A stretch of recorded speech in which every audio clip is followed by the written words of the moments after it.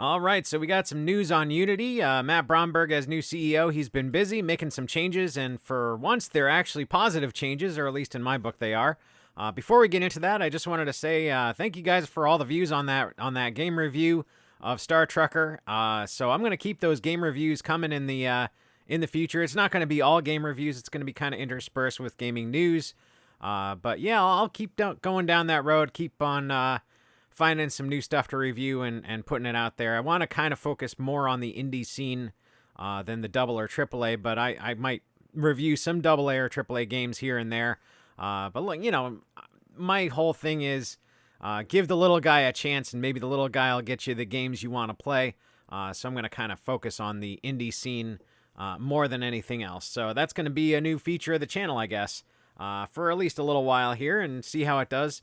But going back to the Unity front, and also kind of on the indie scene circuit, but yeah, we're going to talk a little bit about this. Message to our community: Unity is canceling the runtime fee. This is directly from Unity's site. And just real quick, after deep consultation with our community, customers, and partners, we've made the decision to cancel the runtime fee for our games customers, effective immediately. Non-gaming industry customers are not impacted by this modification. So if you don't know, Unity has been moving more into the industrial and cinematic and marketing kind of channels, trying to get their name out there beyond just gaming. So those areas of the Unity licensing fee are not going to change. They weren't the same as gaming anyway, so they didn't have a runtime fee in the first place. So that kind of makes sense. But yeah, this is kind of a reversal, of course, back to the way Unity used to be licensed, with some increases in pricing, which is understandable. And we're just going to jump into those actual changes. So real quick here, Unity Personal, as announced last year, Unity Personal will remain free and will be doubling the current revenue and funding ceiling from 100,000 to 200,000 USD. So this basically means if you have a game out there, or if you have 5 games out there, and your total net, or your total revenue for that year is not 200,000, then you don't have to pay any licensing fees whatsoever. So anything above 200,000, then you're going to get into the Unity Pro area, or the Unity Enterprise area, but nobody really goes Enterprise unless they're a double A or a triple A, heading down that road. So, but once you get to that point, then you're going to have to pay that licensing fee. And go into this next bullet point here, Unity Pro and Unity Enterprise will be modifying subscription prices and the qualifying annual revenue thresholds effective January 1st, 2025. These changes will apply to all new and existing Unity Pro and Enterprise customers when you purchase, upgrade, or renew a subscription on or after this date.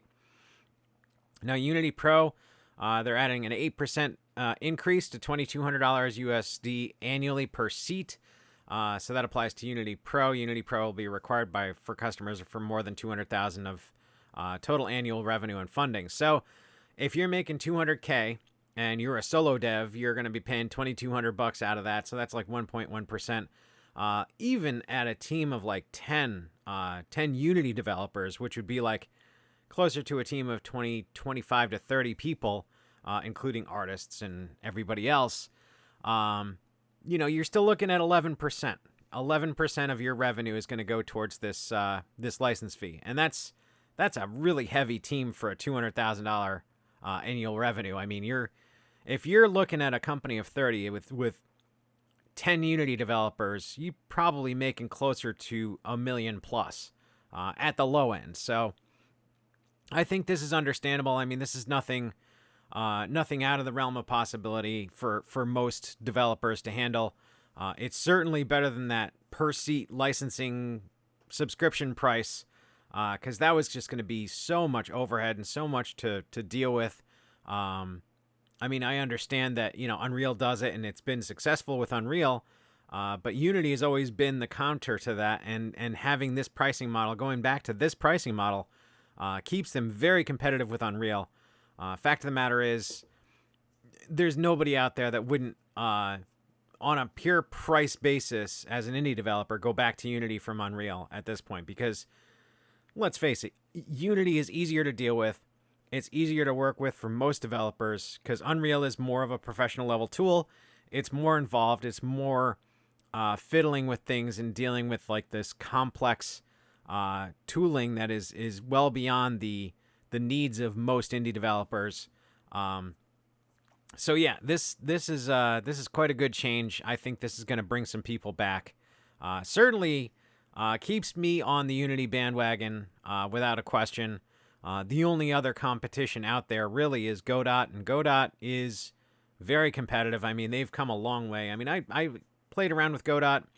Now it's not really up my alley because I have so much time in the Unity infrastructure, so much time in C Sharp especially, that going to Godot, with Godot in C Sharp, it's just not the same.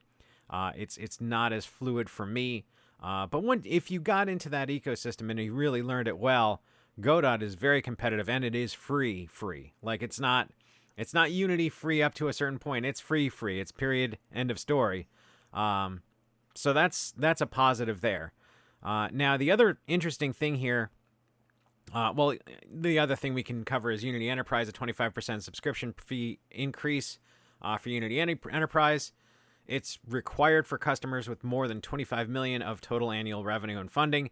So that's big companies. That's your AA's, your AAA's are really more geared towards the enterprise licensing. And enterprise licensing, I don't know 100% about that, but I would imagine that it's going to work out to be a lot cheaper than $2,200 per seat, because you're talking, dozens of developers. They're probably doing bulk pricing, or organization-wide volume licensing contracts with that, because you have to negotiate a contract. So I would imagine most of those work out to be cheaper than the pro license per seat, because you're dealing with a lot more people running Unity in those cases. So overall, I think that that's probably perfectly acceptable. A 25% increase is pretty steep, but it also hasn't changed in a long time, and I would imagine that that's a reasonable thing. And the 25 million of total annual revenue is a pretty good cutoff. I mean, you're talking bigger organizations at that point, so that's a perfectly reasonable cutoff as well, as long as they keep moving that goalpost as inflation kicks in and they keep it up to date over time. This is not going to be an issue, either pro or enterprise. I think it'll be perfectly fine, because they've got a lot of slack now, because they've doubled the pro from 100,000 to 200,000. So that's going to take a long time for that to catch up with inflation, I hope. But yeah, that's going to be a good thing to keep on top of, and it's not unreasonable to expect these prices to be for the next few years at least. And I would hope that they would change them over time, but we'll see where that goes. The other thing that they're covering here is it's going to be sticky to the version of Unity. So effectively, when let's say you're running Unity 6, you're running the latest and greatest, and this is the pricing model for Unity 6. And then down the road, they change their pricing model. They're committing to the fact that Unity 6 is going to stay on this pricing model well into the future, as long as you keep your game in Unity 6, and you don't go to Unity 7 or whatever the next one's going to be. This is going to be the pricing for you. So even if they do change it, it'll be for Unity 7, 8, 9, 10, whatever. And that pricing is going to be for those versions. This is the pricing for Unity 6. So that's another good commitment that they're making. Now, they have gone back on that in the past, so how much do you really trust them? But if you're at the very least hopeful of this, and give Matt Bromberg here the benefit of the doubt, which is what I'm actually doing, then they're going to stick to their guns and they're going to stay with this. And especially since they got so much bad PR from the changes they made last time, I can't imagine them surviving another reversal like that, trying to screw us out of this pricing model into something that's less attractive. I can't imagine them doing that again, and surviving as a company. I mean, they would just get blown away by Godot and Unreal. So they got a lot on the line here, and I think they're going to stick to their guns. I think they're going to they're going to come through on this one, because they can't afford not to at this point. And plus, I mean, they brought Matt Bromberg in here specifically to reverse course and fix this mess that they created. So I don't know. I think that this will be good. I think overall, Unity's on the right track. And as far as their technology stack is concerned, I don't know. It's looking all right. I've been playing a little bit with with ECS and DOTS, which is their approach to multi-threading and multi-processing mechanisms. And honestly, it seems a lot more stable now than it was even a year ago, or even when it went to version 1.0. It was very sketchy because right at 1.0 they had like 3 updates that broke a lot of stuff that I was trying to do, and it's like, isn't 1.0 supposed to be your stable version? Like, this is the way it is and it's not going to change, and all of a sudden now all these things are deprecated and things aren't working the way they're supposed to. So I don't know. Maybe I was just not doing things the right way or what have you, but it definitely left a bad taste in my mouth, whereas now things seem to be very stable, or at least a lot more stable in ECS and DOTS. And I would imagine that going forward with their technology stack, as they continue to make improvements, I would imagine that that's also a high priority for them, because it has been a concern for more than just me as a developer. There's been a lot of developers complaining about those things. So hopefully they're on the right track here. Hopefully they're going to keep on going forward with this, and we'll see what happens. But this is the change they made, and it looks good. I mean, you can see their new plan and pricing model here. You can see that they have Unity Student, Unity Personal. So those are effectively the free tiers. Unity Pro is that $185 a month or $2,200 a year if you pay for it all at once. And then you've got Enterprise, which is worthwhile for large organizations. I mean, you've got, source code access is a big deal. That 3-year LTS support is also a big deal. Being able to get that support for an extended period of time for a specific version of Unity. You can't go wrong with that as an enterprise. And then they've got, their educational licenses, which is good to get into schools and get people learning. And then they've got the industry, which is more the 3D CAD and modeling apps. And, this is kind of their approach into that area, and also starting to dip their toe more into cinema, because I know they have a lot of partnerships there. I think Weta Workshop is a partner, so they're doing a lot with Weta Workshop to try and compete with Unreal in the CinemaScape. So we'll see where that goes. I know that they're not quite up to par with Unreal's level of fidelity, but you never know. Maybe they'll put some effort into it and get their fidelity up to snuff, because they have been doing some interesting stuff. They have their own version of MetaHumans now. So they're all definitely trying to compete with Unreal on those fronts as well as everything else.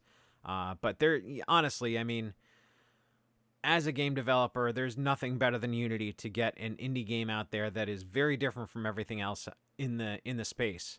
Unreal, it tends to by default pigeonhole you into certain approaches. Or at least it seems that way more for me. I've noticed, like, you're going to be making the same first person or third person shooter. It all very much pigeonholes you into certain things. Whereas Unity, it's very open ended. I mean, you're encouraged to write your own first person or third person controllers, and there are plenty of third party ones out there, even some that Unity made. But you've got the code. You've got the ability to make these things very, very different from what they were. And it's very easy to do that with Unity. So you get a wide variety of different kinds of games, and that's kind of why I like Unity in the first place. But I don't know. I guess I'm off on a tangent here. Didn't want to go too deep into the weeds, but I guess I did. But yeah, the long and short of it is, I think this is a good thing. I think Matt Bromberg is on the right track. Technologically, it seems to be progressing very well with Unity as far as their technology stacks that they've been working on for years are finally getting finalized and really getting out there and starting to look really good. I mean, the render pipeline stuff is phenomenal. Just the power behind all of that is well beyond anything that we've had in Unity until that came out. I mean, that's a big deal. Being able to make your own shader graphs and combine them with actual shader code. It's a great mechanic. It's a great infrastructure to work with, and it's easy to use, and that's going to be a big deal. The biggest problem they had was that licensing fee, and now that they've fixed that, I think we got a real competitor in the industry, and I think we're back on track with Unity. So we'll see where it goes. I mean, I'm going to keep writing my games in Unity, and I'll keep you guys up to date if anything in here changes. But overall, I think it's a good thing. So that's what I got for you guys. Hope you enjoyed the video. If you like these kind of videos, give it a like, and I will talk to you guys later.